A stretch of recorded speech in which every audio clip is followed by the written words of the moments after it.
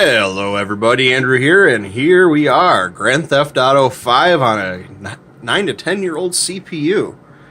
Now do note that it is a 10 year old CPU, so we're not going to be getting amazing frame rate numbers, but frame rate's not everything. Seems like everybody out there is always all about getting the highest frame rate, but really we all know is its playability. Is it playable? I grew up back in the day when you were lucky to get 30 frames a second. And yes, I've played this before taking this video, and I can't drive with a keyboard. I usually use a controller. And I noticed some caveats, and let's see if it does it again. But it may be because I'm using a 5400 RPM hard drive, or it might be because the CPU can't load textures fast enough. But if you go fast enough, things will either hitch or it'll stop loading altogether.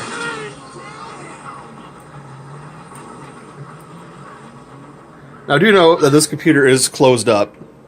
Thermals are actually pretty good with this case. I was quite surprised with it. You guys are probably wondering, why am I not using screen capture software? Well, I don't have any. But at least you can see what I can see. And it doesn't look bad. This is probably also due to AMD FreeSync. This is a FreeSync capable monitor. I am using an AMD graphics card, even though my main computer uses an NVIDIA graphics card. So FreeSync's kind of... As you can see, textures are starting to load in the distance. This also happens with my gaming laptop. I have a MSI GX70 gaming laptop that also does the same thing. When I try to run Grand Theft Auto on it, there's not enough CPU horsepower and it won't load textures. But unlike that particular laptop, there isn't any huge open holes in the world either. So far, this is very playable. If all you had was some old piece of crap computer sitting in the closet and you had okay graphics card, I mean, this isn't the greatest graphics card. I mean, you can't find it for less than $300 on the internet anymore because of the cryptocurrency mining. But if I had nothing else, I could do with this. We're barreling down the road here, 30 frames a second still, and I just plowed into a tree while... Remember, kids, don't text and drive.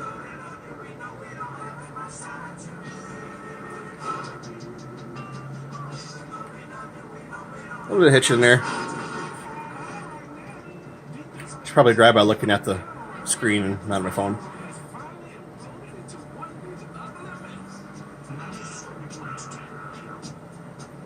We're actually getting 32 frames a second there. You can hear that fan in that computer really whining now. Oh, there's a hitch. Loading textures. Oh, there's the anomaly I was talking about. Right up there in the corner.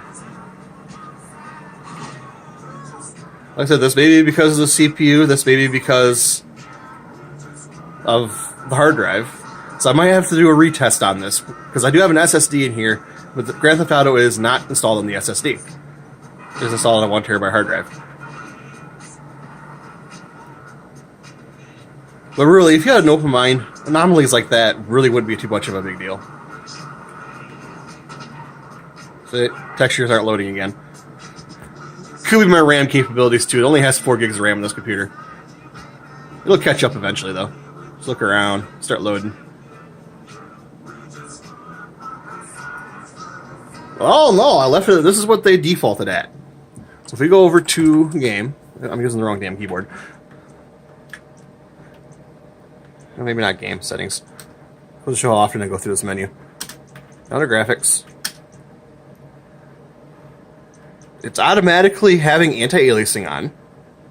At least FXAA. Nothing about MSAA though. VSync's turned on for some reason. It maxed out all the population density, variety, and scaling sliders. Come on, focus. It's got very high texture quality. It's actually defaulting everything to high. Grass, normal, of course. Anything higher than that, it really kills the computer. So, all in all, it's not bad. But again, I might rerun this test later on with the caveats taken out, maybe put it on the SSD. And then I might actually do some overclocking too. This is running at 2.4 gigahertz quad core. The graphics card is stock at 1 gigahertz. And I also have some other games I downloaded too. I might download, I've tried out Doom. I'm going to try out City Skylines, because we know City Skylines is pretty graphics, or more like CPU heavy. And I'm also going to try out Wolfenstein the New Colossus, which is a Vulcan game. So is Doom as well, but New Colossus is actually newer.